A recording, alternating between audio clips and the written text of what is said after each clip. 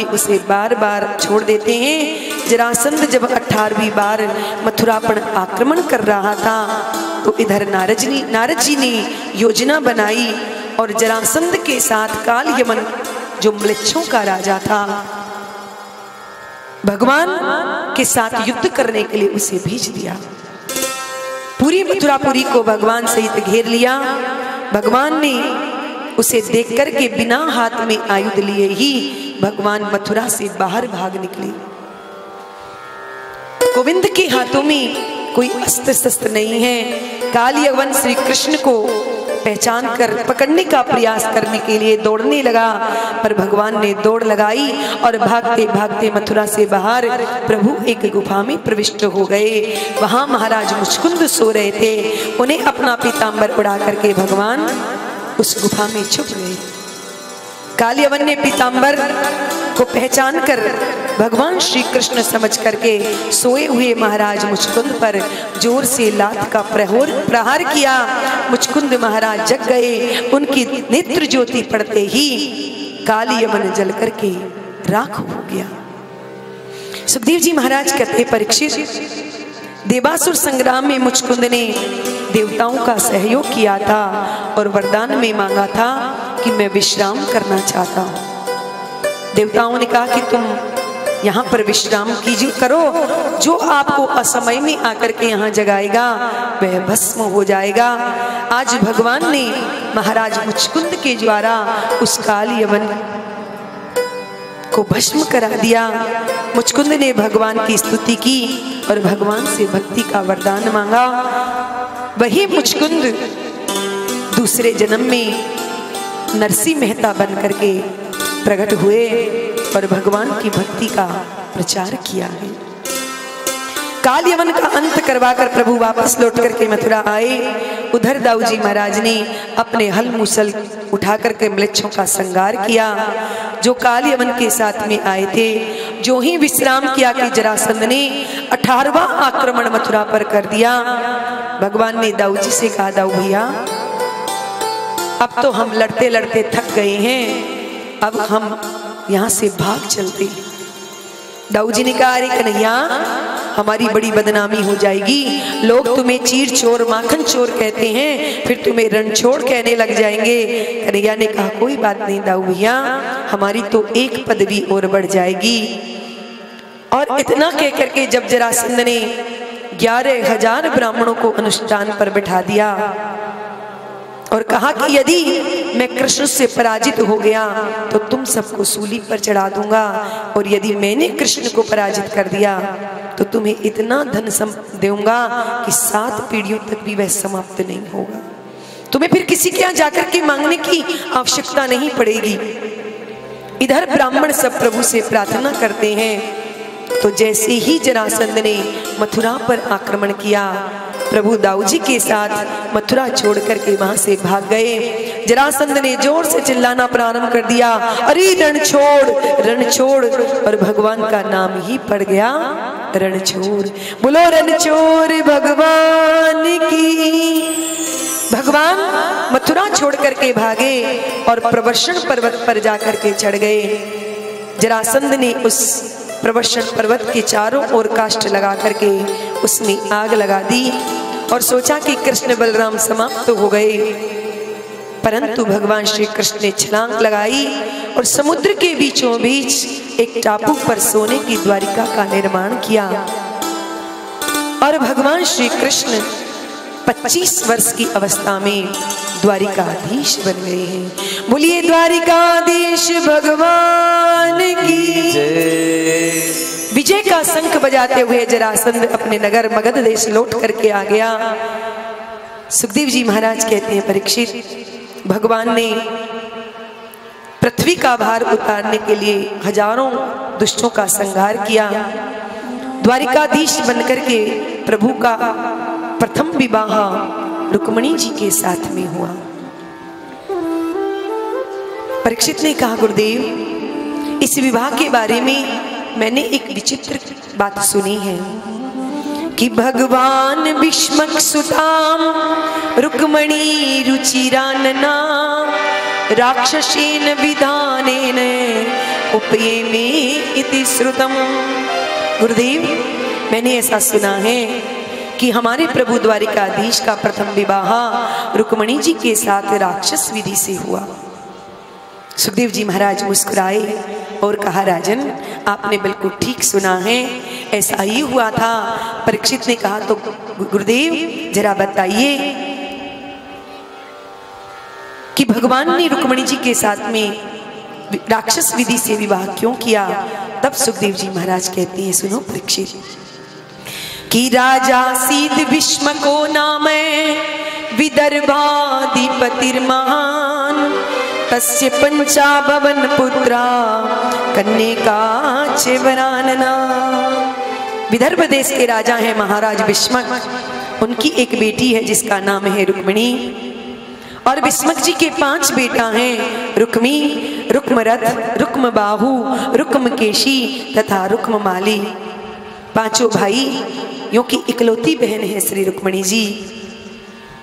एक बार महाराज भीष्मक अपनी सभा में अपने पुत्रों के साथ बैठे हुए थे और महाराज भीष्मक ने अपने पुत्रों से कहा कि आजकल द्वारिकाधीश का नाम हो रहा है, मेरी इच्छा है कि मेरी पुत्री रुक्मणी जो है वो विवाह के योग्य हो गई है, क्यों न मैं रुक्मणी का विवाह द्वारिकाधीश श्री कृष्ण के साथ में कर दूं।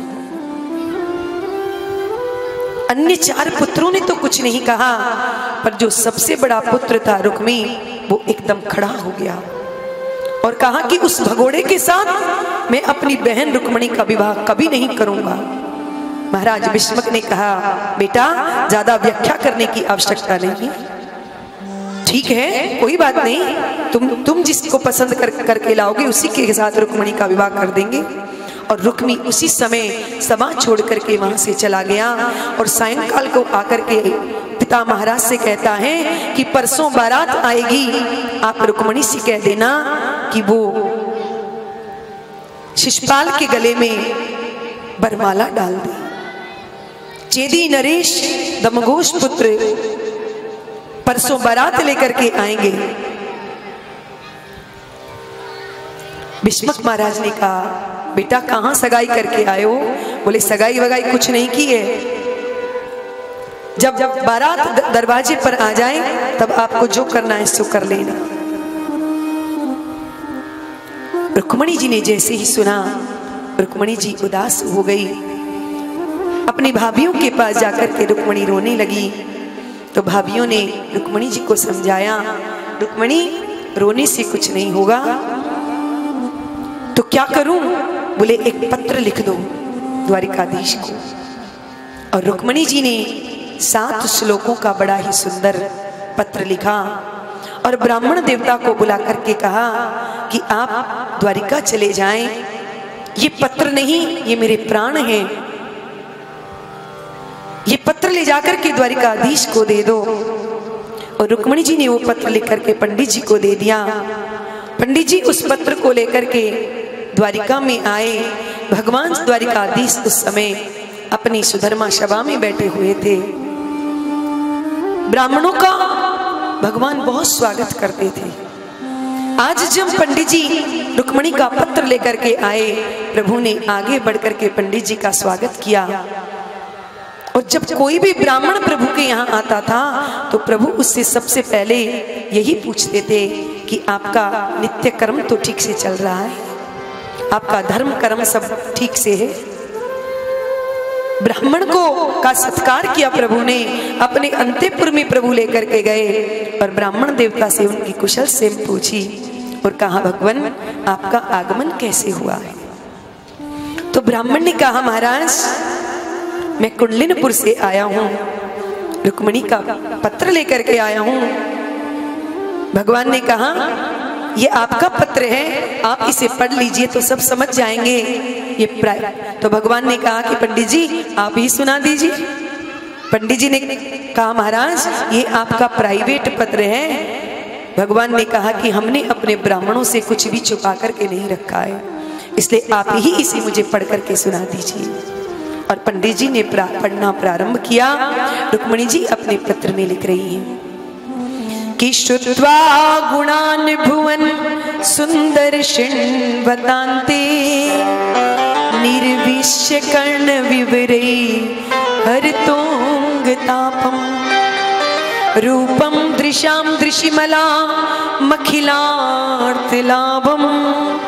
त्वय्यच्युता विशति चित्रं पत्रपम में। रुक्मिणी जी ने हमें अपनी वीरता दिखाने के लिए आपके भाइयों के साथ युद्ध करना पड़ेगा, आपके भाइयों पर हमें अस्त्र शस्त्र उठाने पड़ेंगे, क्या तुम्हें अच्छा लगेगा? तो रुक्मिणी जी कहती हैं प्रभु आपको ऐसा नहीं करना पड़ेगा, आप मेरे भाइयों का वध न करें ना। आप यदि मुझे लेने के लिए आएंगे तो उसका मैं आपको एक उपाय बताती हूँ कि हमारी कुल की परंपरा है कि विवाह से पूर्व कन्या नगर से बाहर अपनी कुल देवी का पूजन करने के लिए जाती है। सो मैं भी नगर के बाहर अपनी सखियों के साथ अपनी कुल देवी का पूजन करने के लिए जाऊंगी। आप मंदिर में आ जाना, किसी से आपको युद्ध भी नहीं करना पड़ेगा। कि अंते पुरांतरचरी मनिहत्य बंधुस त्वामुद्बहे कथमिति प्रवदायुपायम पूर्वे द्युरस्ति महति कुलदेवी यात्रा यस्यां बहिर्नववधू गिरिजामुपेयात्।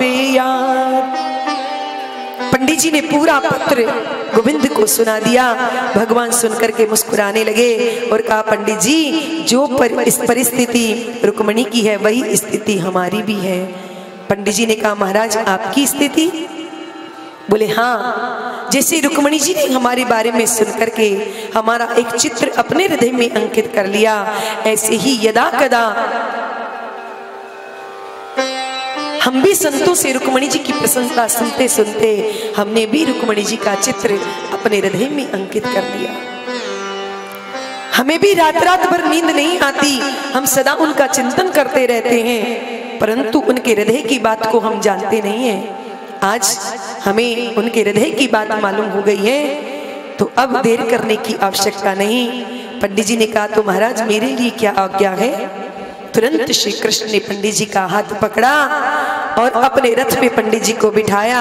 उसमें सुंदर 4 घोड़े लगाए हैं और रथ की बागडोर अपने हाथ में पकड़ी और एक चाबुक चलाया तो रथ हवा से बातें करने लगा। इतनी ही देर में दाऊ जी आ गए। अरे ओ कृष्ण कन्हैया कहाँ जा रहे हो? पर तब तक तो कृष्ण के रथ ने हवा से बातें करते हुए न जाने कृष्ण का रथ कहाँ से कहाँ पहुंच गया। दाऊ जी ने आकर के उद्धव से पूछा, रे उद्धव ये कृष्ण कन्हैया कहाँ जा रहे हैं? लेकिन मंत्री से लेकर सेनापति तक किसी को पता नहीं है। सेनापति ने कहा महाराज कुंडलिनपुर से एक पंडित जी आए थे पत्र लेकर के, अंतेपुर में गए और अभी अभी प्रभु बाहर निकले और रथ में बैठ कर के चले गए, किसी को पता नहीं कि कहाँ गए हैं। जैसे ही बलराम जी ने सुना, बलराम जी ने कहा आगे का सब हमें पता है। महाराज आपको क्या पता है? बोले यदि कोई राजनीतिक पत्र आता तो सबके सामने पढ़ा जाता। पत्र गुप्त है इसका मतलब दाल में कुछ काला है।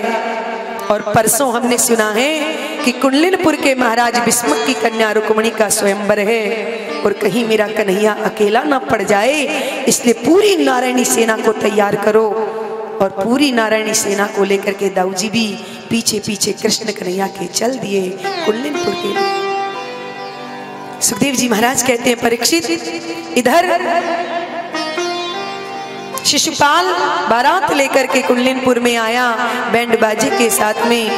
रुक्मी ने आकर के महाराज भीष्मक को सूचना दी, महाराज बारात आ गई है, जनवासे में है, आप सगाई का सामान लेकर के आ जाओ। और महाराज भीष्मक सगाई का सामान लेकर के चले, पर बीच मार्ग में जैसे ही पहुंचे हैं एक सेवक ने आकर के कहा महाराज हमने अभी नगर से बाहर द्वारिकाधीश श्री कृष्ण को देखा है।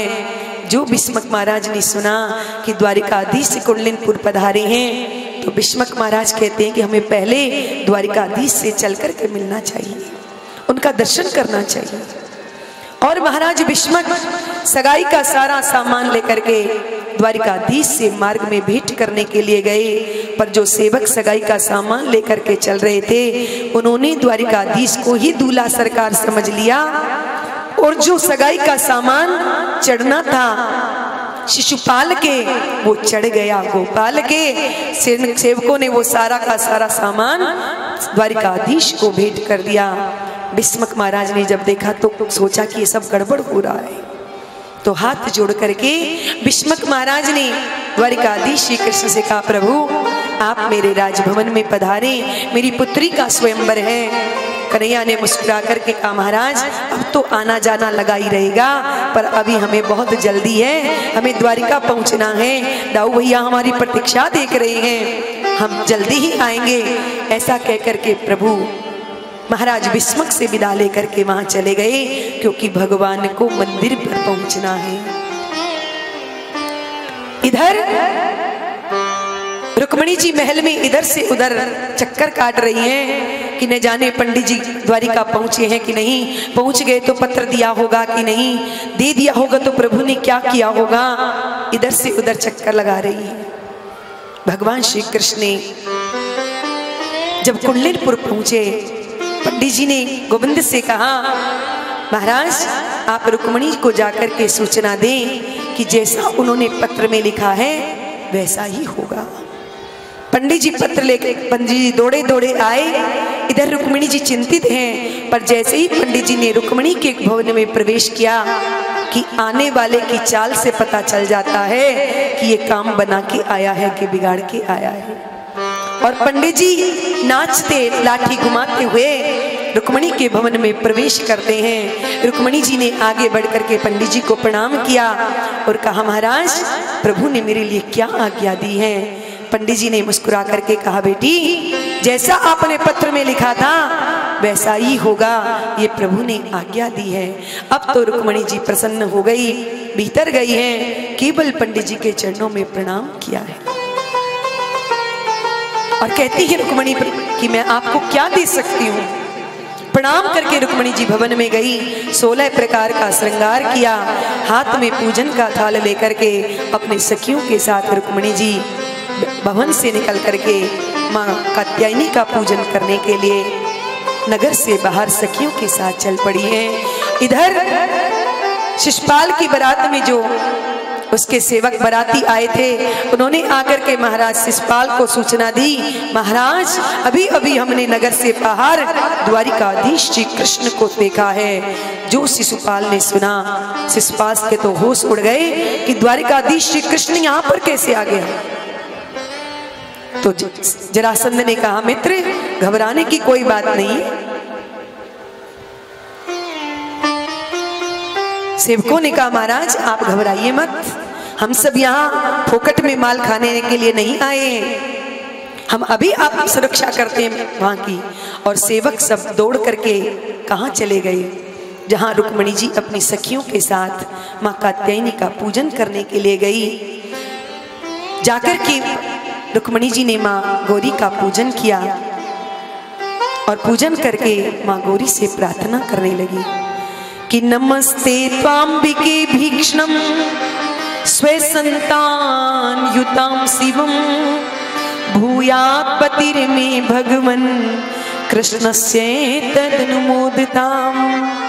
रुक्मिणी जी माता गौरी का पूजन करके कहती हैं, हे मातेश्वरी द्वारिकाधीश श्री कृष्ण मुझे पति रूप में प्राप्त हो जाएं, ऐसा आशीर्वाद कीजिए। माँ देवी प्रसन्न हो गई और रुक्मिणी जी को आशीर्वाद दिया है। मैनू जाहीरा चिहू मिलही सोबर सहज सुंदर सामेरो। मैनू जाहीरा चिहू मिलही सोबर सहज सुंदर सावरो।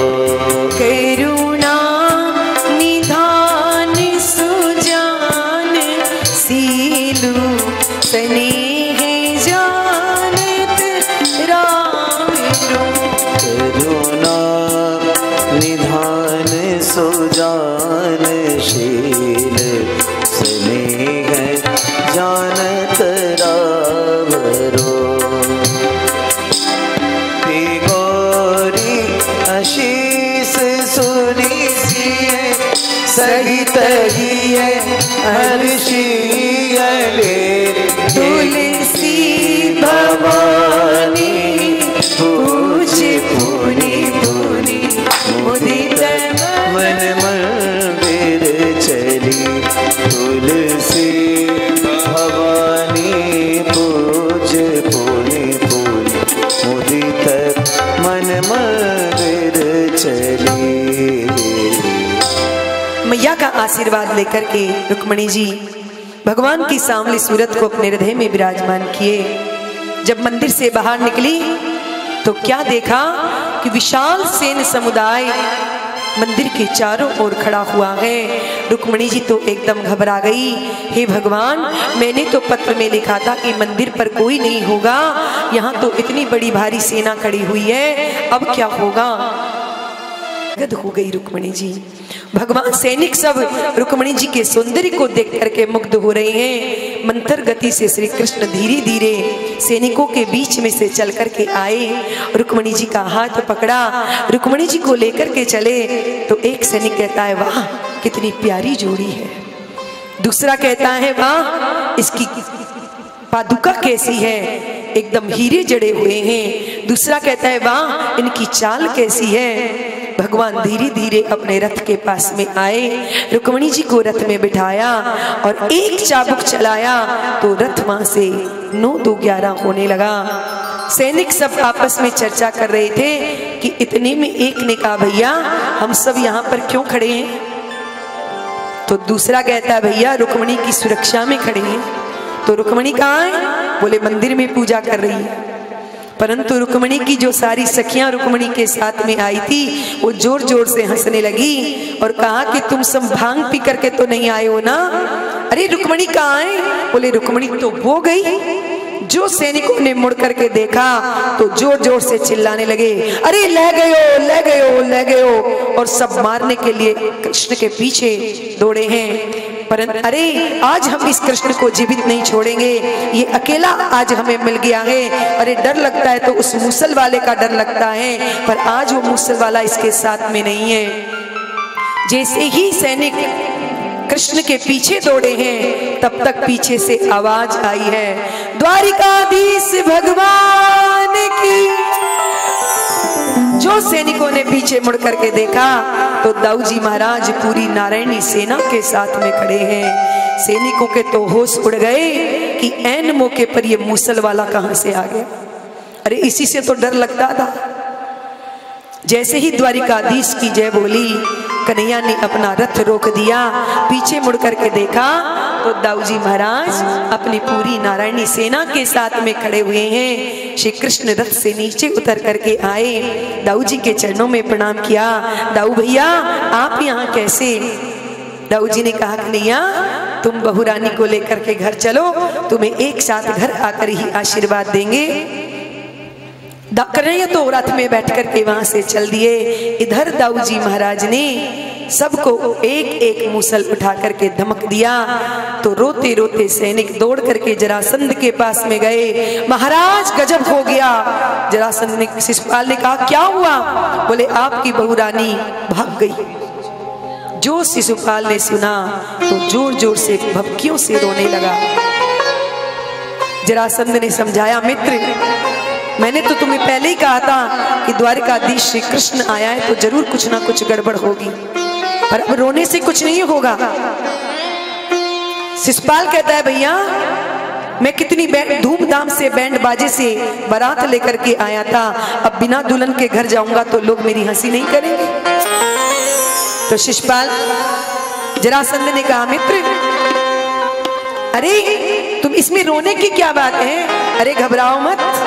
अरे मैं तो 17 बार उससे हार करके बैठा हूं, फिर भी मैंने हार नहीं मानी। 18वीं बार मैंने आक्रमण किया तो देख कृष्ण को आज भी भागता दौड़ रहा है इधर उधर।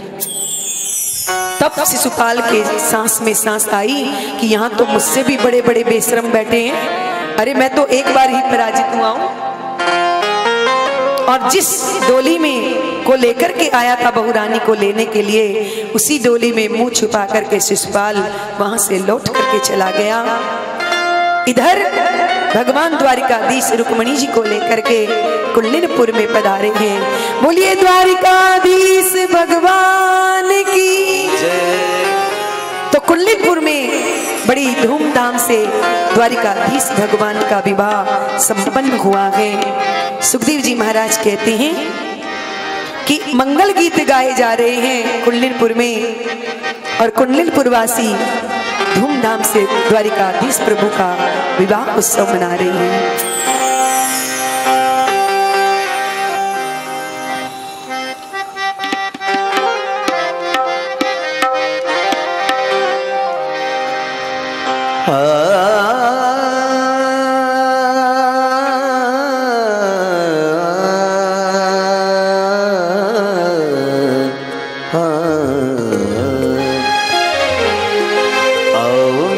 सखियों मुझे मेहंदी लगा दो, मेहंदी लगा दो मुझे ऐसी सजा दो, मुझे श्याम सुंदर के दुल्हन बना दो, मुझे श्याम सुंदर की दुल्हन बना दो, मुझे श्याम सुंदर की दुल्हन बना दो, मुझे श्याम सुंदर की दुल्हन बना दो। आओ मेरी सखियों मुझे मेहंदी लगा दो, आओ मेरी सखियों मुझे मेहंदी लगा दो, मेहंदी लगा दो मुझे ऐसी सजा दो, मुझे श्याम सुंदर की दुल्हन बना दो, मुझे श्याम सुंदर की दुल्हन बना दो।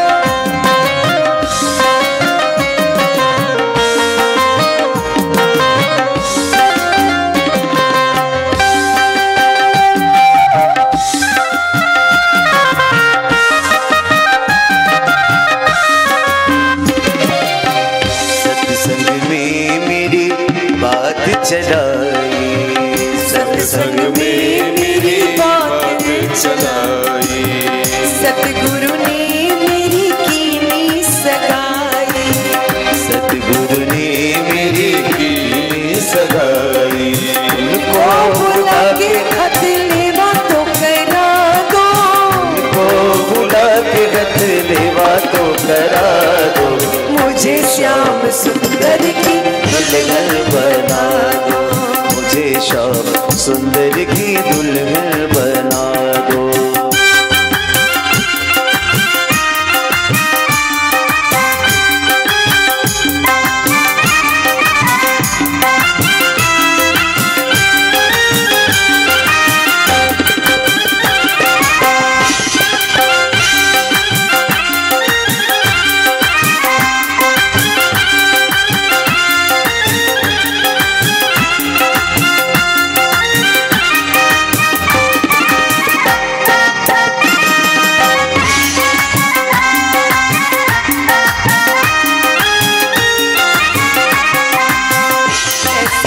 चुनरी जो रंग नाही छूटे, ऐसी ओढ़ चुनरी जो रंग नाही छूटे, ऐसी ओढ़ चुनरी जो रंग नाही छूटे, ऐसी ओढ़ चुनरी जो रंग नाही छूटे, ऐसा बरू दुल्हा जो कब हो न छूटे, ऐसा बरू दुल्हा जो कब हो न छूटे, आज मेरी मोतियन से मांग सजा दो, आज मेरी मोतियन से मांग सजा दो, मुझे श्याम सुंदर की दुल्हन बना दो, मुझे श्याम सुंदर की दुल्हन बना दो।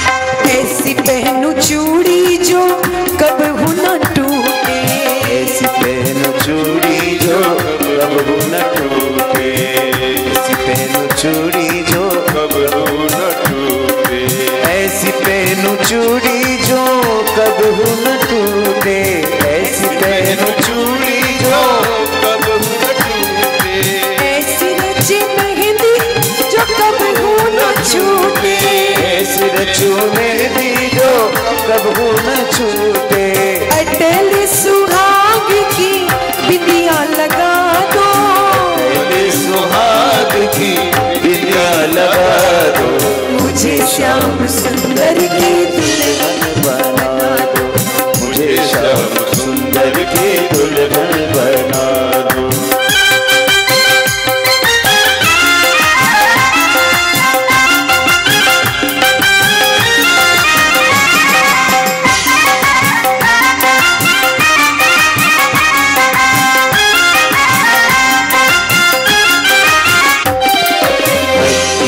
सुरमा में आंखों में लगाऊंगी, हत्ती का सुरमा में आंखों में लगाऊंगी, दुनिया से नाता तोड़ उनकी हो जाऊंगी, दुनिया से नाता तोड़ उनकी हो जाऊंगी, सदगुरु को बुला के मेरे फेरे तो परवा दो, सदगुरु को बुला के मेरे फेरे तो परवा दो, मुझे श्याम सुंदर की दुल्हन बना दो, मुझे श्याम सुंदर की दुल्हन बना दो।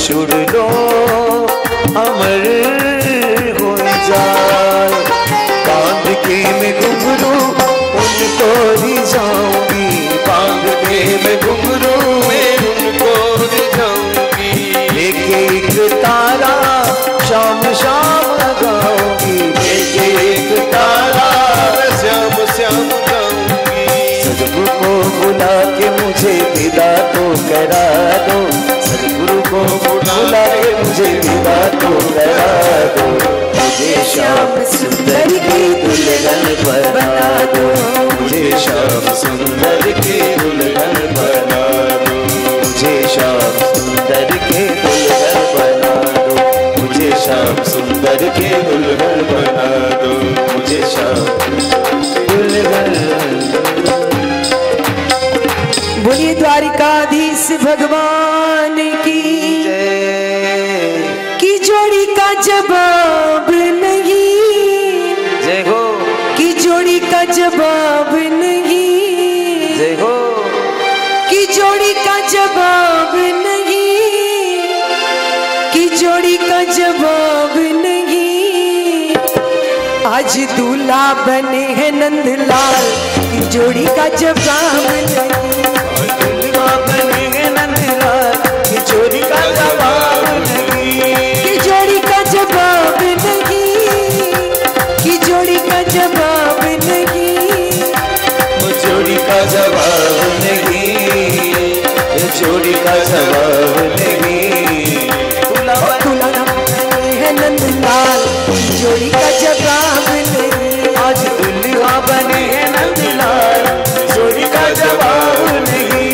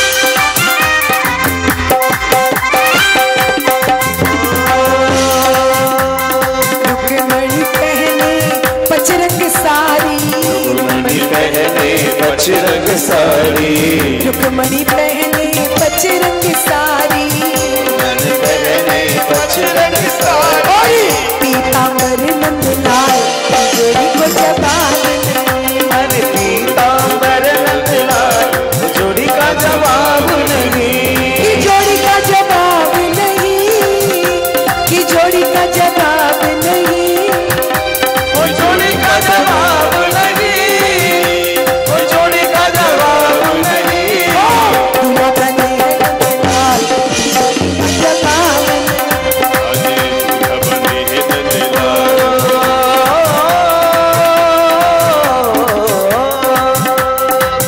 मेरे बाकी बिहारी लाल हो मेरे बाकी बिहारी लाल तू इतना न करियो श्रृंगार नजर तुम्हें लग जाएगी प्यारे नजर तुम्हें लग जाएगी हो प्यारे नजर तुम्हें लग जाएगी मेरे बाकी बिहारी लाल हो मेरे बाकी बिहारी लाल तू इतना न करियो श्रृंगार नजर तुम्हें लग जाएगी प्यारे नजर तुम्हें लग जाएगी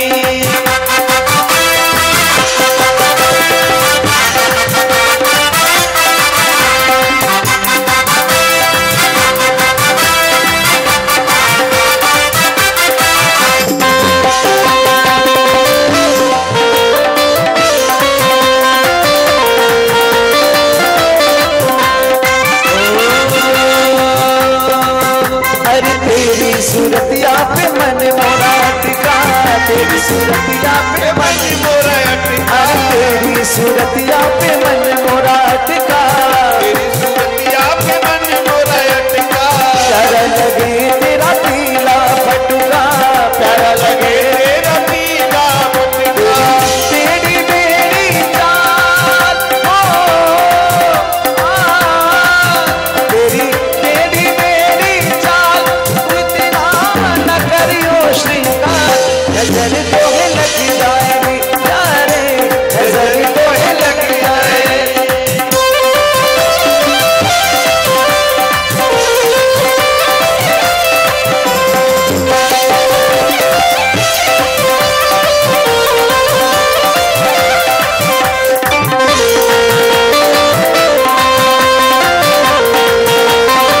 अरे तेरी मुरलिया पे मन मोरा टिका तेरी मुरलिया पे मन मोरा टिका तेरी मुरलिया पे मन मोरा टिका तेरी मुरलिया पे मन मोरा टिका चर लगे तेरा नीला फटका चर लगे तेरा पीला फटका तेरे उंगर वाले बाल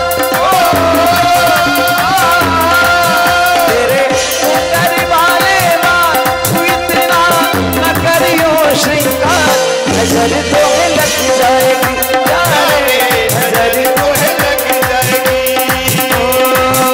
अरे बाकी बिहारी की देख छटा मेरे मन है गयो लटा पटा बाकी बिहारी की देख छटा मेरा मन है गयो लटा पटा अरे बाकी बिहारी की देख छटा मेरा मन है गयो लटा पटा मेरा मन है गयो लटा पटा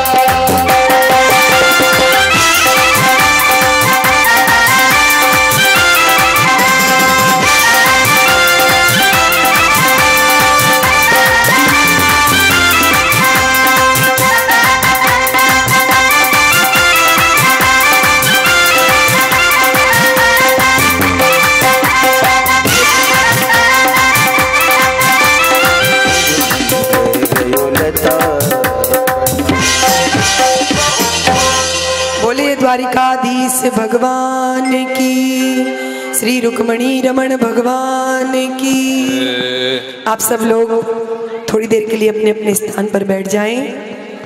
गुरुदेव भगवान का आशीर्वचन होगा। और एक विशेष सूचना है कि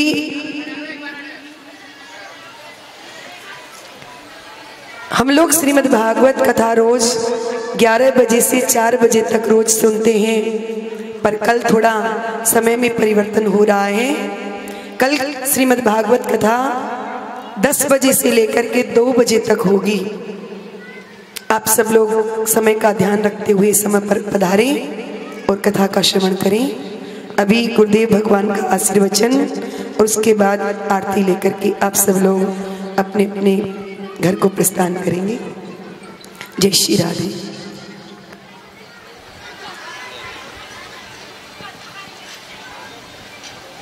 बोले श्री सीताराम जी महाराज की, श्री राधा गोविंद भगवान की, श्री हनुमत लाल जी महाराज की, भागवत भगवान की, श्री व्यास जी महाराज की, सदगुरुदेव भगवान की।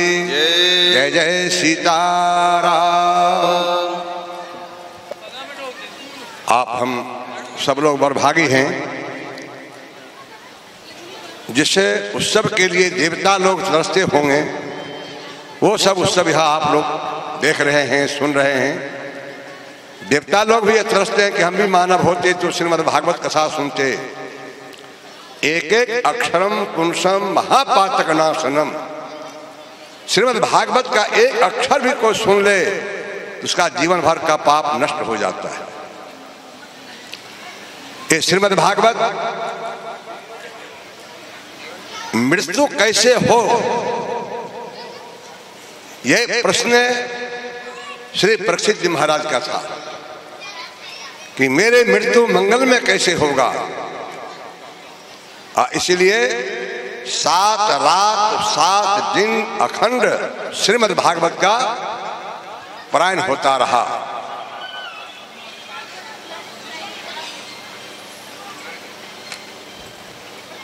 हम लोग भागवत क्यों सुनते हैं, किस लिए सुनते हैं? जहां सुमति तहां संपत्ति नाना, जहां कुमति तहां विपत्ति निदाना। हम लोग को श्रीमद् भागवत सुन करके भाइयों में, परिवारों में, समाज में सुमति बनना चाहिए। इसीलिए श्रीमद् भागवत सुना जाता है। सद्विचार बने, सद्बुद्धि पर आप आए। हम सब लोग भगवान को चरित्र को सुन करके, भगवान के चरित्र के अनुयायी बन करके उनके अनुसरण करें, उसी प्रकार से अपने परिवार में रहें। भगवान कृष्ण का कितना बड़ा परिवार था। अभी व्यास जी सुनाए होंगे। अभी तो विवाह का उत्सव हुआ, आप आगे कल शायद सुनाएंगे कितने पुत्र थे, कितने पुत्रियां थी, कैसे कैसे शादी हुआ। यह कोई 16,108 कोई स्त्री नहीं थी, ये ऋचाएं थी। ऋचाएं, ये सब ऋचाएं रूप धारण करके भगवान के चरणों में अपने जीवन को समर्पित की। इसलिए आप लोग बहुत भाग्यशाली हैं।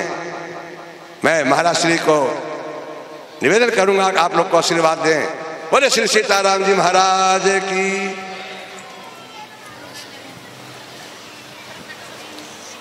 मंगलम भगवान विष्णु मंगलम गरुड़ध्वज मंगलम पुंडरीकाक्ष मंगलतनूहरि मंगलम कौशलेन्द्राय भीमगुणात्मने चक्रवर्ती तुंजाय सार्वभौमाय मंगलम रामाय रामभद्राय रामचंद्राय वेदिसे रघुनाथाय नाथाय सीताय पतये नमः। अखंडानंदबोधाय शिष्य संतापहारे सच्चिदानंदरूपाय तस्मै श्री गुरुवे नमः। ओम परम गुरुभ्यो नमः। परात् परगुरुभ्यो नमः। श्री परमात्मा गुरु आत्मा गुरुभ्यो नमः। आदिगुरुदेव नादिगुरुभ्यो नमः। गुरुदेव गुरुदेश्वर। आज श्रीमद्भागवत कथा ज्ञान यज्ञ के 6ठे दिन की पवित्र वेला में कथा आयोजक श्री हनुमान साहब जी, टंडलवाल परिवार, व्यासपीठ पे विराज व्यास जी, संगीतकार, विद्वान, श्रोतागण, माता, भाई बहन, आप सभी को इस कथा महोत्सव की शुभ बधाई, शुभ मंगल कामनाएं। आप आज 6 दिन होगा ठाकुर जी की बड़े प्रेम से, श्रद्धा से कथा सुन रहे हैं। आपका मंगल होगा।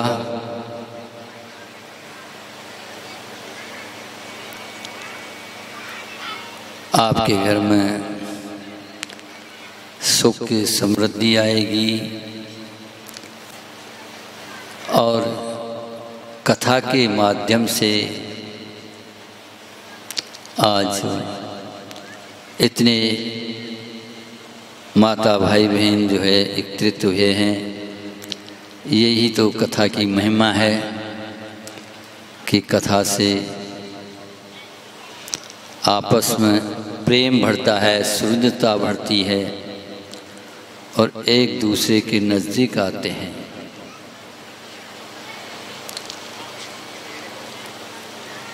ये ठाकुर जी की कथा की महिमा है।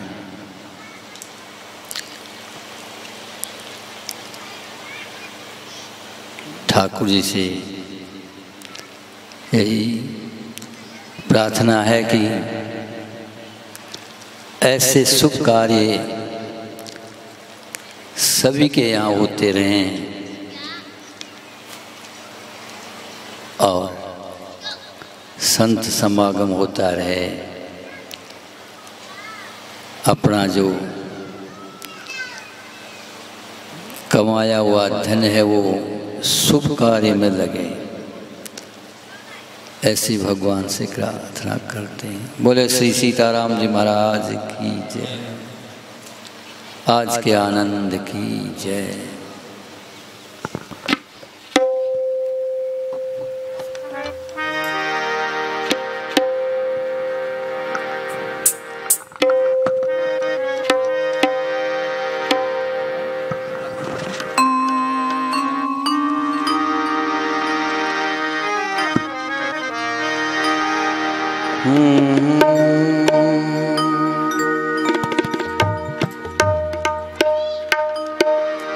कर्पूरगौरं करुणावतारं संसारसारं भुजगेन्द्रहारं सदा वसन्तं हृदयारविन्दे भवं भवानी सहितं नमामि।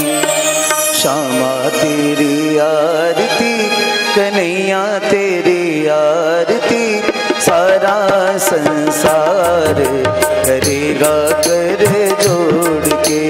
श्यामा तेरी आरती, कन्हैया तेरी आरती, सारा संसार करेगा करे जोड़ के।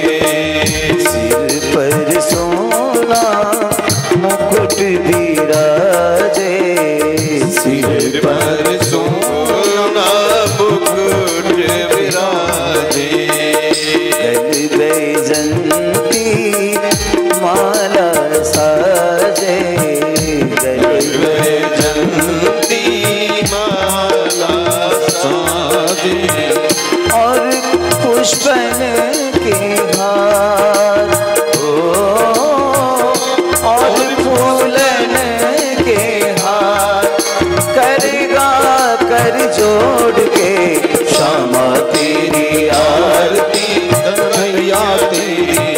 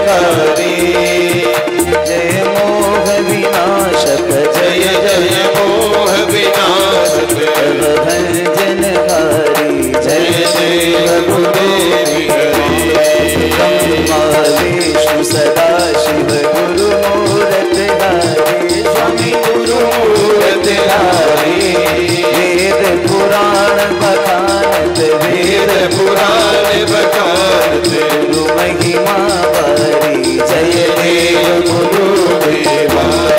जप तप तीरथ संयम दान विधि कीना देवा।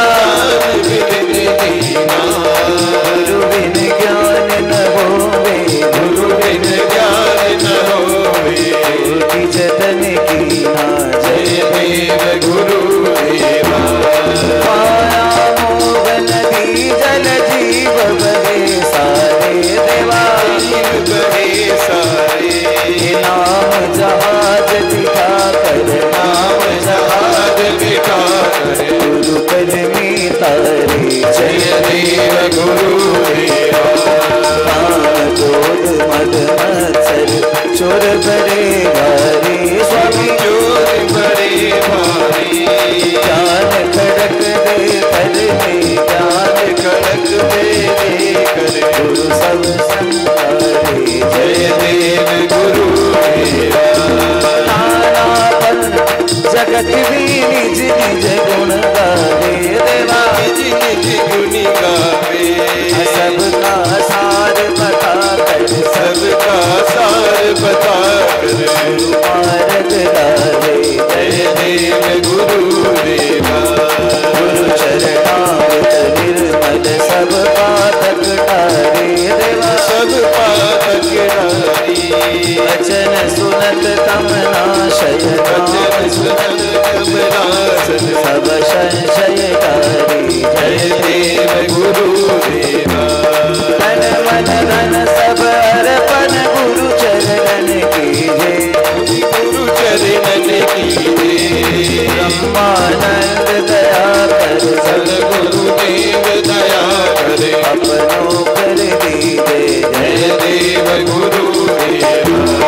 जय गुरुदेव दया अनगितकारी। दीनगारी जय जय मोह विनाशक, जय जय मोह विनाशन भव भंजनकारी। जय देव गुरुदेवा। जय देव गुरुदेवा।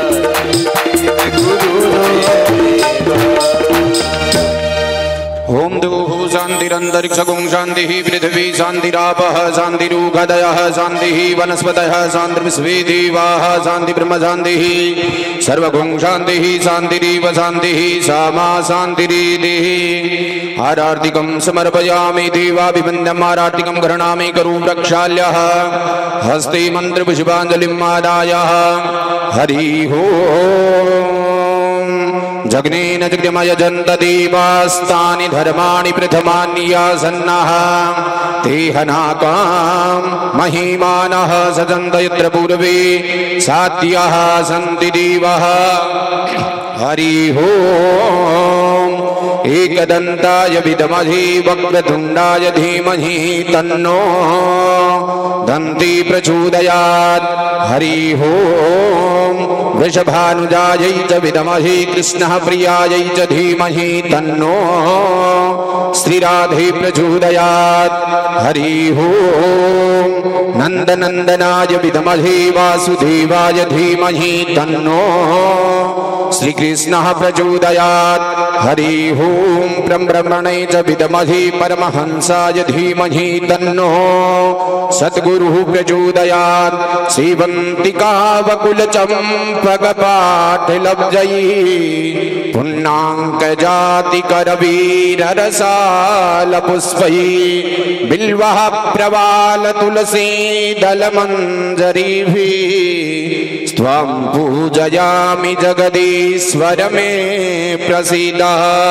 नानासुगन्धितपुष्पाणि यथा कालोद्भवानि च पुष्पाञ्जलिर्मया दत्तं गृहाण परमेश्वर। अंजलि में ले करे सुमन मन में श्रद्धा भाव पुष्पांजलि अर्पण करूं करो देव स्वीकार। मंत्र पुष्पांजलि समर्पयामि। ओम जय तीर्थानि प्रचरन्ति सुकृता